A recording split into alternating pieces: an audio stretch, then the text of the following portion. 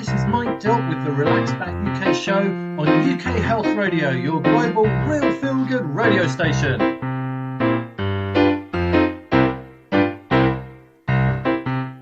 the Relaxback UK show, we explore all kinds of health topics, so keep listening and enjoy the ride.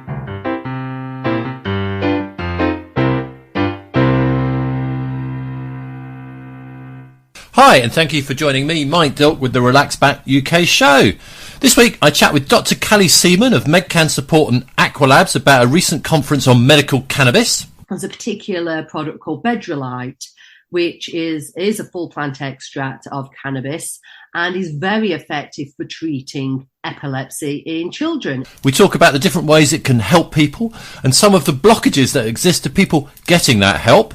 And then a bus that if you get on it, it could well save your life. The fact is that severe disease of heart valve disease, the prognosis is worse than most cancers. Will Wone, CEO of Heart Valve Voice, tells us of a bus that can carry out heart checks that's now touring the UK. So please do stay tuned for a great show. Thank you.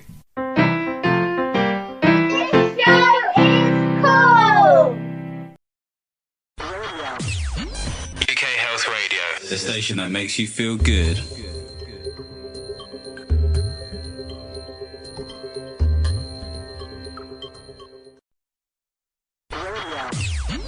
UK Health Radio. The station that makes you feel good.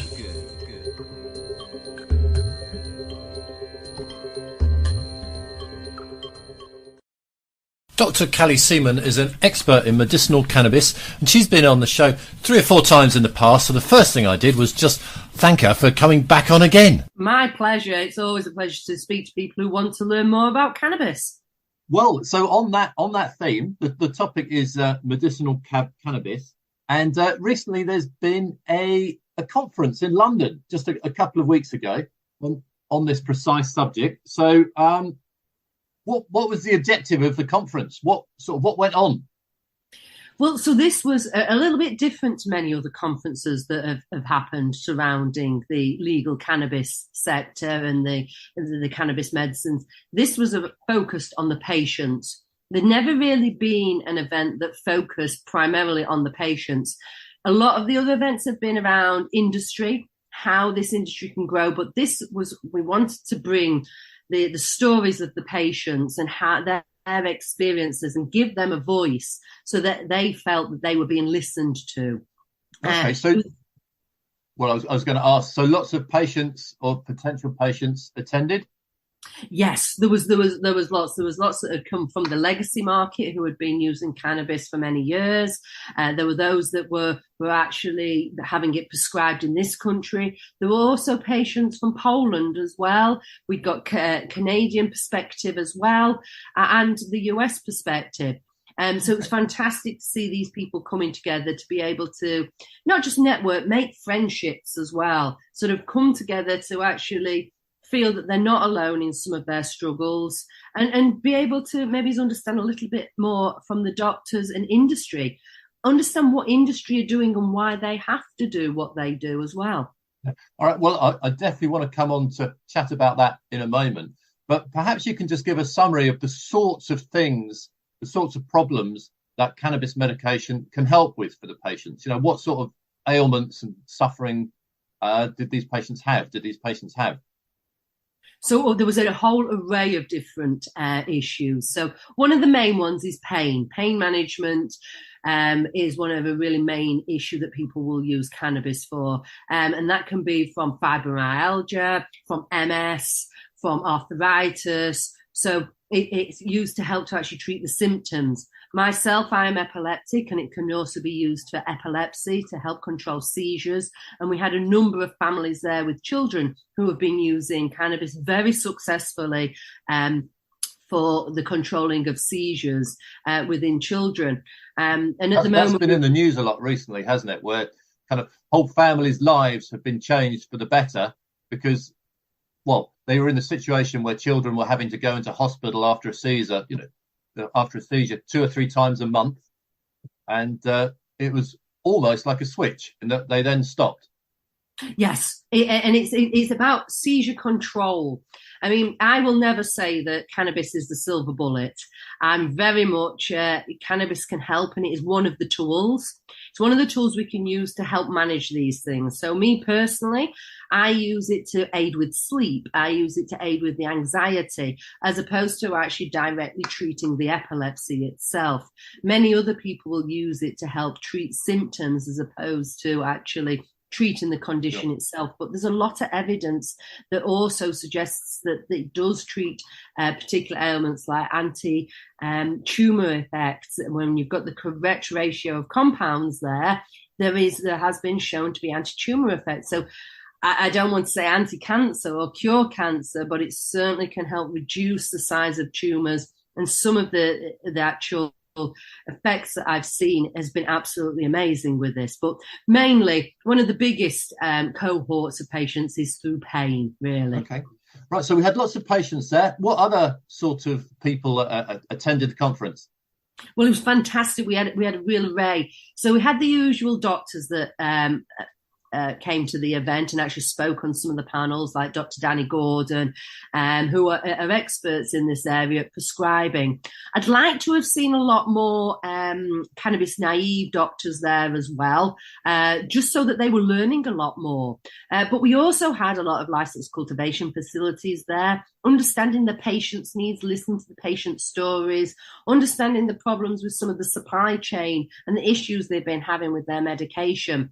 There weren't many investors at all there. In fact, I don't think I came across one investor, but we had a lot of lobbyists there as well.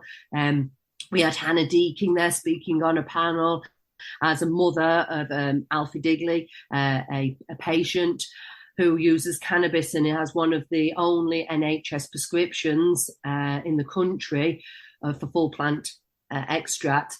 We also had other people from industry as well talking about cultivation on some of the panels. So it was a really big array. You mentioned licensed cultivation. So businesses that cultivate the cannabis plant. So does that happen in the UK, or is that happening outside the UK? It's happening in the UK as we speak. I work with a number of different licensed cultivation facilities throughout the country. One of the biggest issues we've got in this country at the moment is the license they've got are R&D licenses. So they can only do research and development. So they can take the plant through the growing stages, study the compounds that are within it, make a product, do the formulation, but they can't give that formulation to any patients. They can't sell that formulation because their license will only allow them to do research and development. It won't allow them to go to that next stage and turn that into a product which is for sale, which is a commercial license.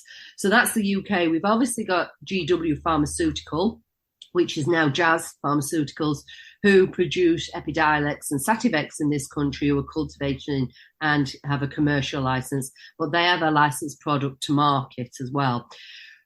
A lot of the products that you actually see coming into the UK, which are prescribed on the private sector, are coming in from around the world, quite often New Zealand, Australia, Israel, and they are coming in because they meet what is known as good manufacturing practice, also known as GMP.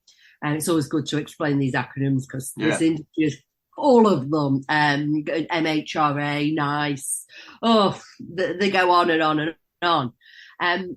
But at the moment... Is the cannabis, so is it brought in as cannabis and then made into medication in the UK, or brought in as medication?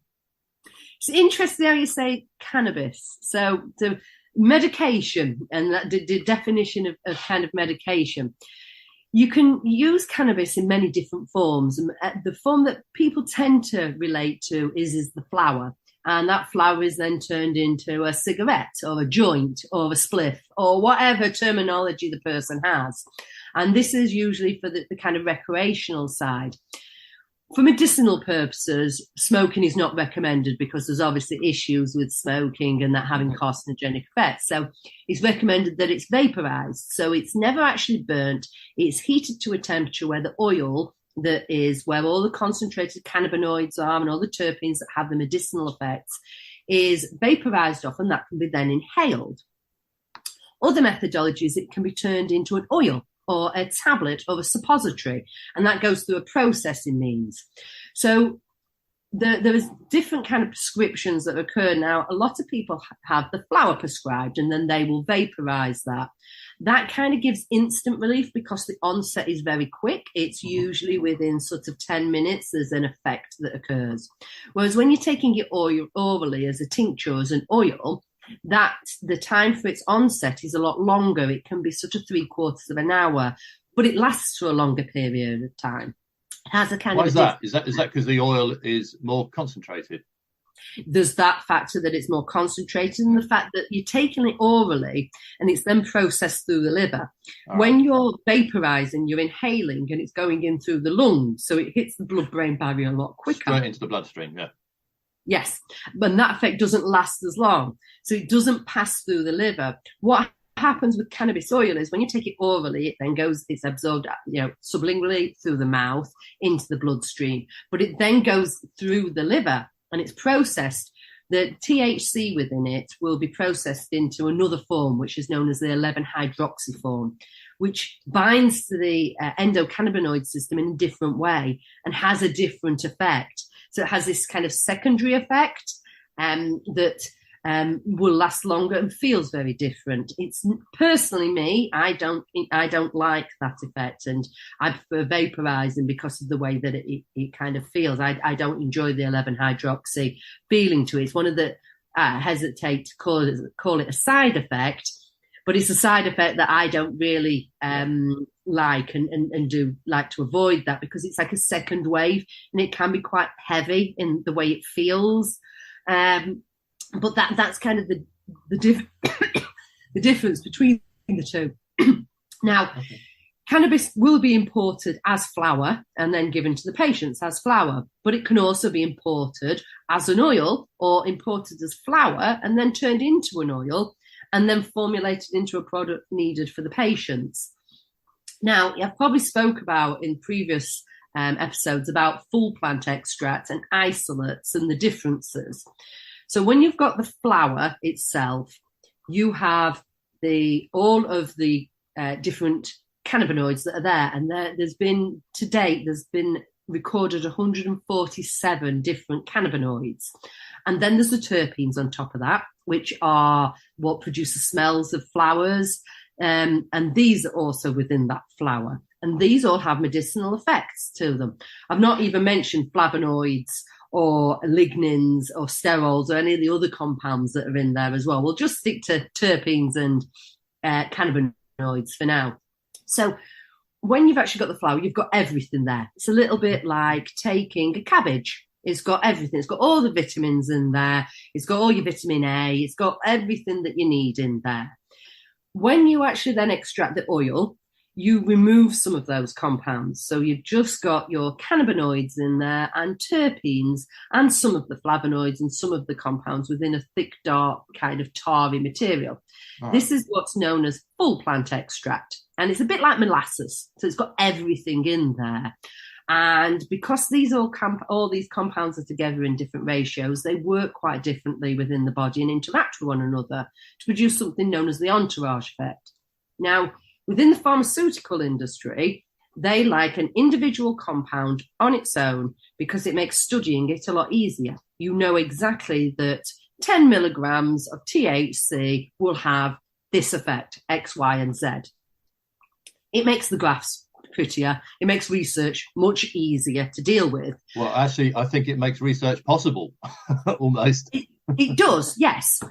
It makes sort of conclusions a lot easier to be drawn. However, these individual compounds, when you isolate it down to that individual compound, does have a different effect at the same concentration as the full plant extract.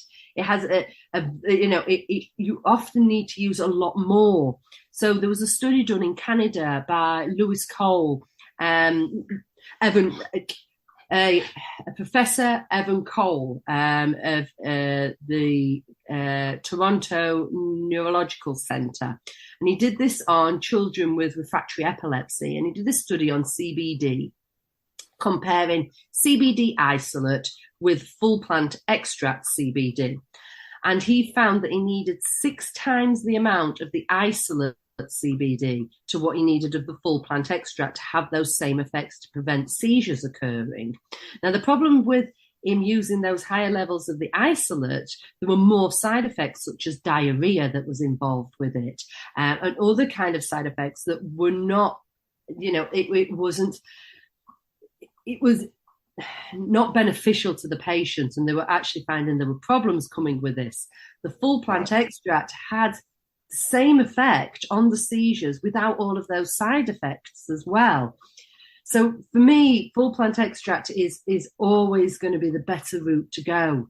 And there is scientific evidence to show that this full plant extract, just like eating the cabbage whole, as opposed to removing the vitamin A from the cabbage and making it into a tablet, you've got all of those other things that go with it that have benefits to you as well. All right, yeah, that's a good analogy there about eating the cabbage. Suffice to say that it's a complex issue, I guess. the way you describe it. That's the understatement of the year. Yeah, right. But then, absolutely no question, it gives a lot of people relief for all different issues. So let's just move on a little bit to something else I want to talk about, because in some instances, the NHS it will supply cannabis medicines, via prescription, and that's been happening for actually, how long has that been happening for? 4 years. So 4 years, right? And but it seems that there's kind of a bit of a blockage in the system, because not everyone who wants a prescription or needs a prescription can actually, they might be able to get a prescription, but then they can't get the medicine. So what's going on there? So one of the biggest issues with cannabis is it's classified as an unlicensed medicine. So under normal controls, a medicine has to become licensed under MHRA.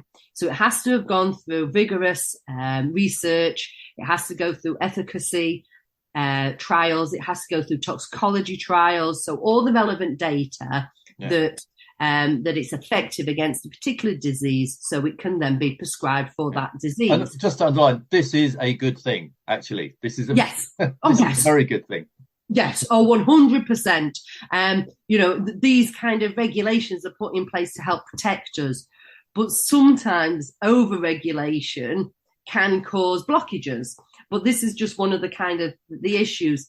The thing with the NHS is that it has to have guidelines, and unfortunately, it can't prescribe everything. It has to have some kind of boundaries of where it can go. So cannabis, unfortunately, as I say, comes into this unlicensed medicine. Now, when we actually talk about cannabis-based medicines being prescribed on the NHS, there is products, as I mentioned earlier, created by GW Pharmaceutical. You've got Satifex and Epidiolex, which are licensed medicines and can be prescribed on the NHS if the doctor feels that's correct. Unfortunately, these products aren't always as effective as they need to be, particularly with children with refractory epilepsy. They find that it's not as effective as using what I just mentioned earlier about full plant extracts. So there's a particular product called Bedrolite, which is a full plant extract of cannabis and is very effective for treating epilepsy in children, and it has been found to be one of the most effective ones.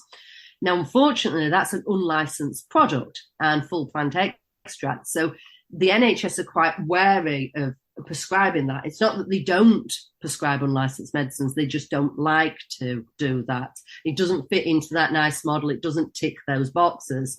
Sure. So that's kind of one of the blockages there with it, is the fact that a lot of these medicines, cannabis-based medicines that are out there, oils that are available, are still unlicensed medication.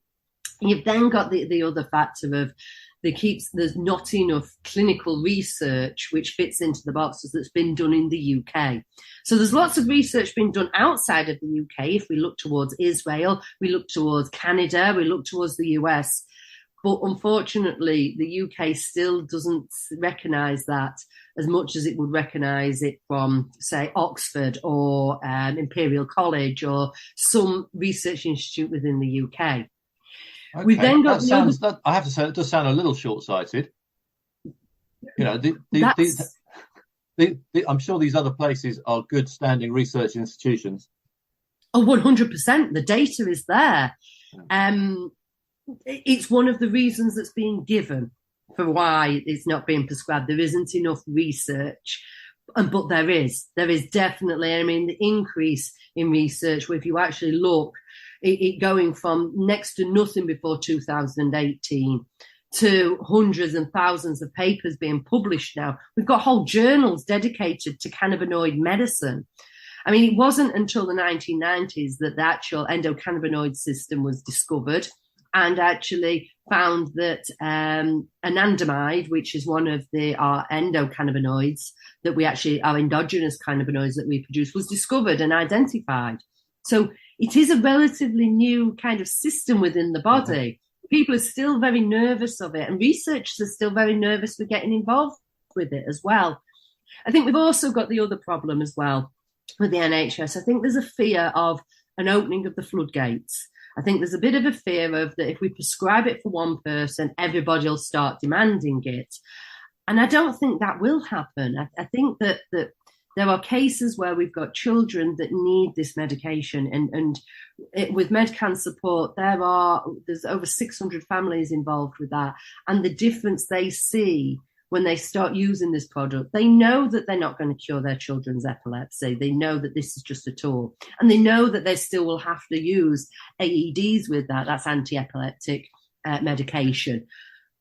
But they can reduce down the amount of them they're using. They're not having to use 5 or 6 different medications to counteract some of the problems that they're facing from them, and taking them to doses where their children are becoming zombies, that they're not actually thriving anymore. So I think that there's quite a few kind of, there's a number of different kind of blockages and reasons. Yeah. In that particular instance, just with the children with epilepsy, I mean, if a child has childhood epilepsy and ends up going to hospital, you know, a number of times a month, this is going to cost the NHS an awful lot of money. So, I mean, presumably you could make a case that this course of action is significantly cheaper. I haven't done any figures. I just said that off the top of my head, but I can imagine that being the case. Well, I'm part of the Cannabis Industry Council. I'm on the executive board there. One of the things that we're planning on doing is doing this economic actual analysis, looking at what the cost implications is of somebody with epilepsy. You know, you've got the call out of the ambulance. What's the cost there? What is the cost on having to use rescue medication, accident and emergency access, doctors having to come in and actually, what money is being saved by the reduction in the seizures. And it's something that is being put forward. And the Cannabis Industry Council is looking to raise more funds, because unfortunately everything costs money to do. We're working with York University at the moment, and we'll be looking to put this forward. So if there's anybody listening to this show wants to donate some money towards this, please contact the Cannabis Industry Council or myself. I can put you in touch with the right person, because this is really important to put forward the actual financial implications of this. The other strange thing, the other thing that really baffles me is there is no toxic level to cannabis. There is no point of where toxicity occurs. Now, you will go to sleep, and if you take too much THC or far too much edibles, yes, you will sleep for a long time, and it may feel like you're going to die because the room's spinning, but there is actually no point of toxicity. Not like alcohol where there is, or opiates where there is. There is a point where you get... breathing will be suppressed, so that it slows down to the point where you stop breathing. There is an overdose point. This doesn't occur with cannabis. So why do we keep hitting these doors? Why do we keep hitting these walls and not being able to get any further? And I think one of the biggest problems is the stigma. You will have been taught. I was going to ask about that. Yeah. It's at school. What were you told about cannabis? Well, it's an evil drug. Stay well away. It's the gateway drug. You'll have one toke and a spliff, and that will be it. You will be, on amphetamines and, homeless before you know it. That stigma's still sort of associated with it. Yeah. And what we're sort of trying to do is get people to really see that it does have medicinal properties. And if we can get that acceptance of the medicinal properties of it, it moves it into a different category. People start to accept it as being, it's not a baddie. It's not just a drug of misuse. When I did my degree, all we learnt about cannabis was how to detect it in urine or blood if there'd been a case of forensics. It was on the forensic side. We weren't taught about any medicinal properties of it. That's now changing because that was in the 1990s. But that's now changing. They're starting to actually talk about the endocannabinoid system. They're talking about endogenous cannabinoids within the body and the effects of...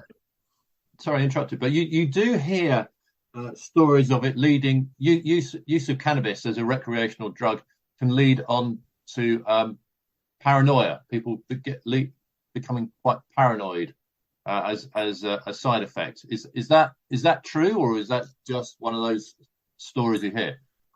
So yeah, if somebody has a predisposition to schizophrenia, cannabis may trigger that, but the number of cases is quite a rare thing, and it's kind of one of those things that's been kind of hooked onto that's going to cause it. Nobody really talks about the psychosis that alcohol causes or anxiety. So when people have got a hangover, the anxiety they suffer from that, nobody looks at that of how caffeine can do the same as well, can make you feel very jittery and very anxious as well. No one really talks about that. It seems to be the only thing that they can find as a really bad side effect from cannabis is the schizophrenia, and it causing that in certain people.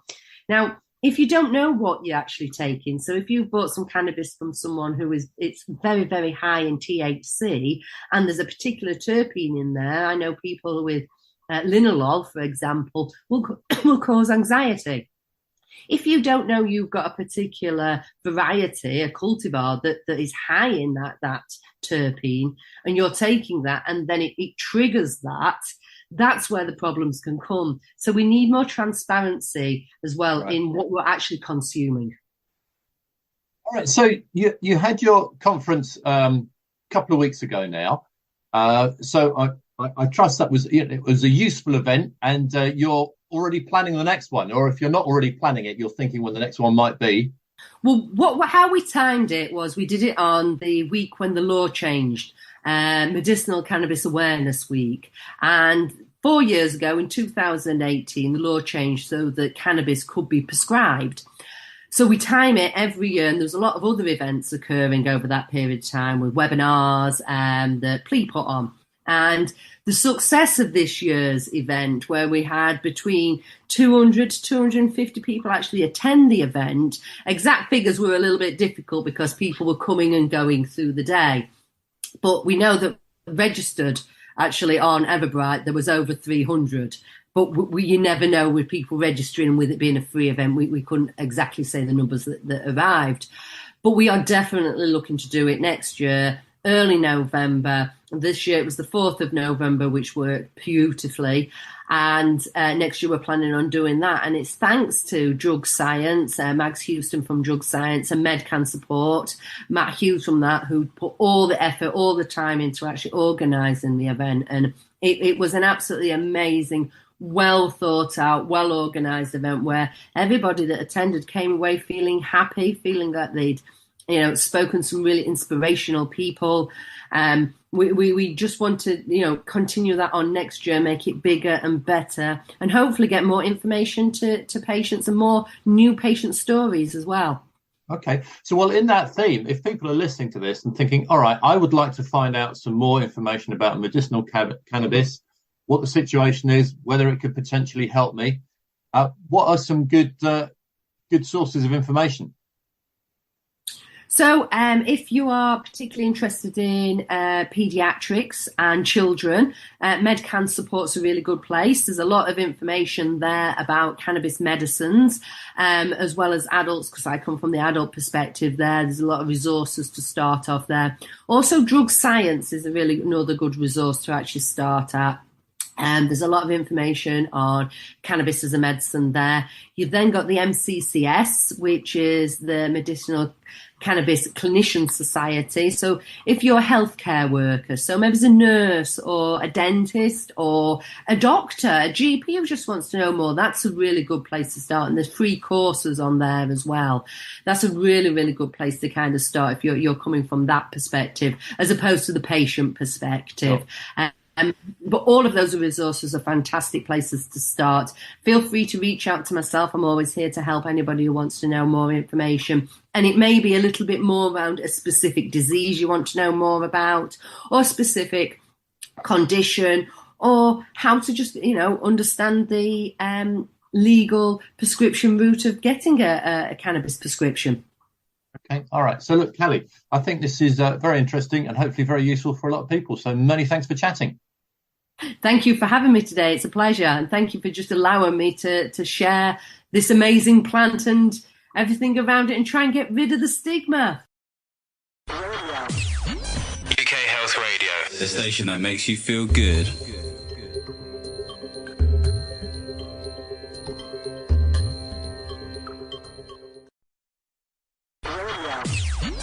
UK Health Radio, the station that makes you feel good.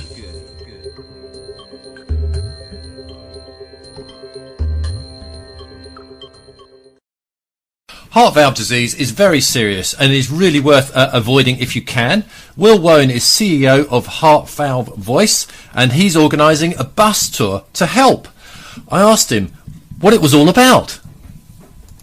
The bus is a UK awareness campaign on heart valve disease. Now, heart valve disease is a very common disease. There's about 2 million over 65s. It mainly affects older people.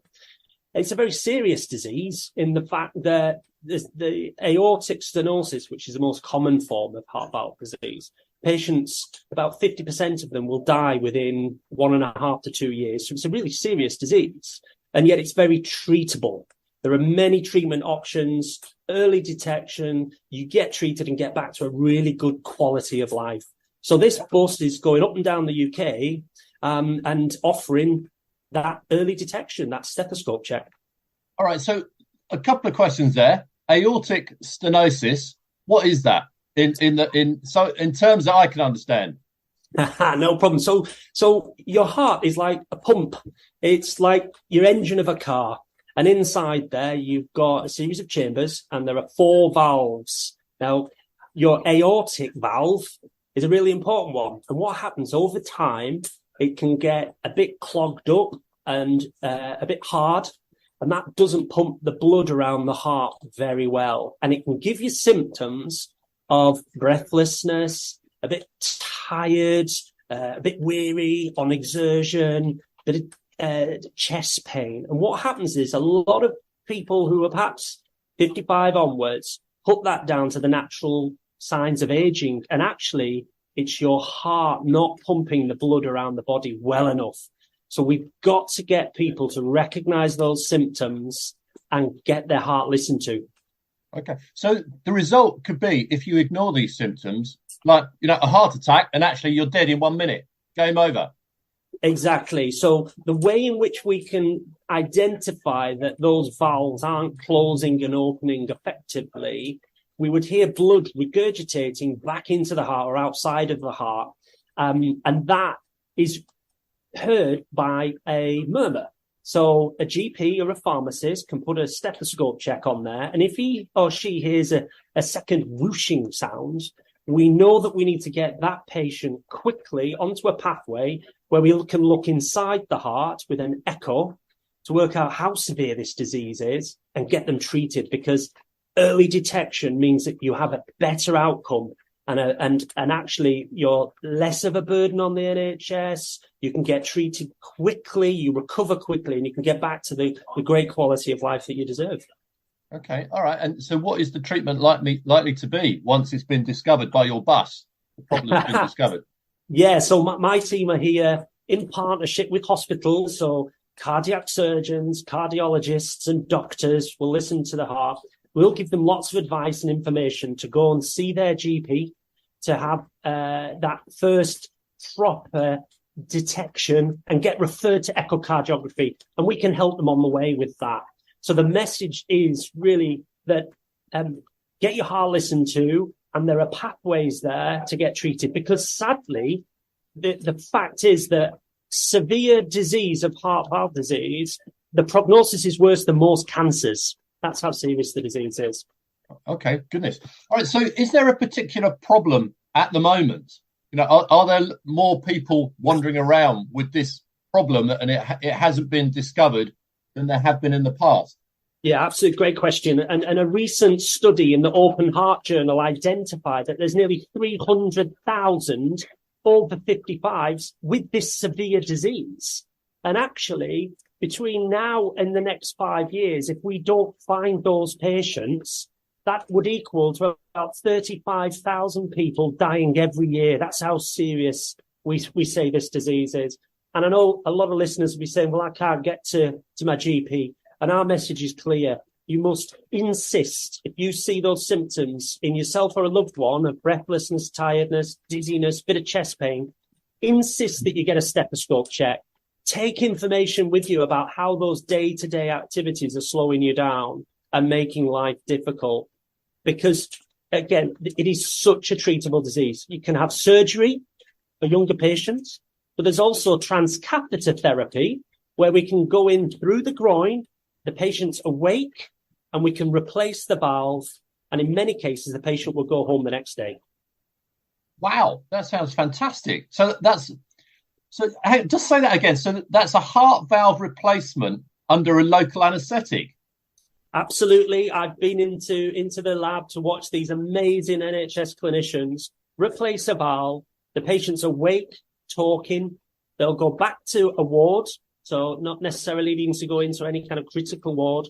They'll go before long, they're having a cup of tea, and they can go home the next day. And this bus has actually identified an individual. Robert was having fish and chips in Leeds Market, not really aware of the symptoms because he was changing his behaviour to hide them. He came on the bus, and within a few short weeks, he was treated with this transcatheter therapy, a TAVI. And now he's living his best life again. But that's how important awareness is. That is brilliant. That's a win-win. So for the patient, that's, healthy again without a general anaesthetic. And for the NHS, it's, he's in there for a day or two. It's not a major operation, so it's much quicker, uses much less NHS resources. So this is good news. Precisely. What tends to happen is if patients ignore these symptoms, they revolve around the NHS. They end up maybe having a fall through the dizziness. They might end up in A&E with some chest pain. And that's why if we know that a patient has valve disease, we can put in very robust protocols to monitor them and get the right patient, the treatment at the right time. Okay. So you've mentioned some of the symptoms and, just people should be aware of them. We'll list them again at the end, actually, just to make absolutely sure people can remember them. But have you found that, wearables, lots of people have wearables that monitor all kinds of things, how much exercise they're doing and their heart rate and all this sort of stuff. Can those things be useful at all if people are sort of just, if they have one of these wearables, might it be a useful thing? Yeah, lots of wearable devices are useful to spot certain cardiac conditions like arrhythmias and high blood pressure and heart failure. But the key thing for valve disease is that it's a progressive disease. It can start slowly, but then unfortunately, when it becomes severe and that valve is under too much pressure, it's like a cliff edge. And unfortunately, we go straight into heart failure. So we do see innovative technologies like digital stethoscopes that can really accurately listen to those hearts. And we've got projects where we're offering stethoscope checks like that in perhaps libraries. in pharmacies to lessen the burden on the NHS. And we currently have a petition to increase funding. We need to put more funding into the NHS to treat this common, serious but treatable disease. And I'd really welcome your listeners to find that on our website and support this cause. Right. Okay. And are we here particularly because of COVID? Has that been an issue? Has that kind of caused this current glut, or is it just a problem all the time as we get a bit older and a bit blasé about our health? Yeah, obviously COVID has put a lot of pressure on the NHS, and it obviously worries a lot of older people. And I think what we should definitely put those COVID fears behind us for identifying this disease. Look, we've got an aging population. That's why we're seeing more patients with heart valve disease. If you look at the prevalence, it increases with age. So we're making sure that if you're over 55 particularly, and you're noticing yourself or a loved one slowing down to get to the GP, and yes, it's difficult to get that GP appointment, but you really do need to insist to get the early detection. Okay. Tell us a bit more about the bus. So you're on tour. Are you going all around the UK, or, and how many places and how many people can you see? Where do you go? All that sort of stuff. Yeah, no problem with that answer. So we've been to 8 cities across the UK, and we're here today, actually, in Peckham Square. We will typically listen to around 300 to 400 people in a day. So the cardiologists and surgeons are putting stethoscopes onto the chests of around 300 to 400 people a day. So to date, we're around 3,000 people since the start of the year, and we're picking up about 10% of undiagnosed cardiac conditions, whether that's arrhythmia, high blood pressure, or murmurs. So the pickup is significant. There's a lot of disease out there. The bus is going to be continuing to tour over the next 6 to 9 months. And you can find out where we'll be in the next couple of weeks via the Heart Valve Voice website and the Valve for Life website, which we're working in partnership with. But yeah, the bus is it's just been a wonderful opportunity to raise awareness of the disease. Okay. And have you found people are quite willing to get on the bus, as it were, or do they have to be kind of enticed in? It's a bit of a mixed bag, but I think most people are actually empowered when they hear my team talk to them about valve disease, because this is something that is treatable. There is so many good stories that we can share with the public of patients who have since been treated, have gone back to work. They might be a carer for a loved one. They might be picking up grandchildren at a school gate. And once treated, they can enjoy that quality of life. So the message is very clear. This isn't something to be scared of. This is something to empower yourself and take ownership of your own health, your own cardiac health. All right. So you've been touring public places. Do you go to places of work as well? Go to the car park of a big office or something like that? Yeah, we've been to lots of sporting events as well, and we're in negotiation with lots of different stakeholders to try and be around the public, where particularly older people can access this opportunity, because people really value that in-person chance to talk about their health and to get a stethoscope check. It's really reassuring. Excellent. All right. It sounds like it's worthwhile. And is this a big double-decker bus? Yeah, you can't really miss it, if I'm honest. A big blue double-decker bus. People with clipboards and stethoscopes around their necks. So once you know where it is, you'll definitely spot it. And the process is quick. If you see the bus in your local square and you think, right, I'm going to go and do that, you don't have to put aside a couple of hours. How long does it take? So the actual stethoscope check, there's a little form that we want you to fill in just to tell us about any kind of worries or symptoms, just to inform the clinician. But the stethoscope check probably takes a minute, 2 minutes tops. So it really is a quick and easy listen. So yeah, I would encourage anyone to take that moment in their busy day to come and visit us. Excellent. All right. Now, you mentioned those symptoms at the start.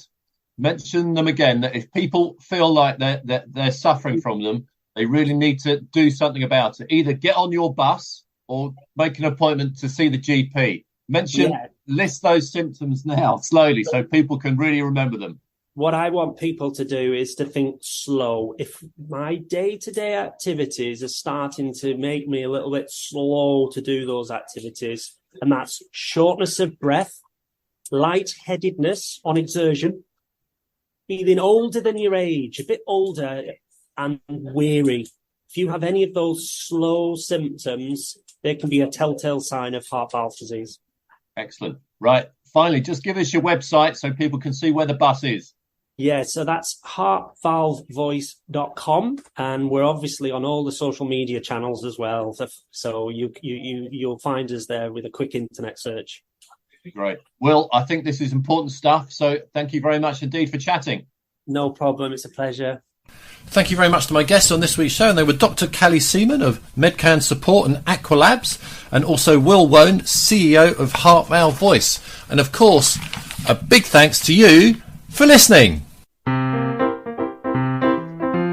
That was the Relaxback UK show with me, Mike Dilke. Thank you for listening, and please do join us again next time.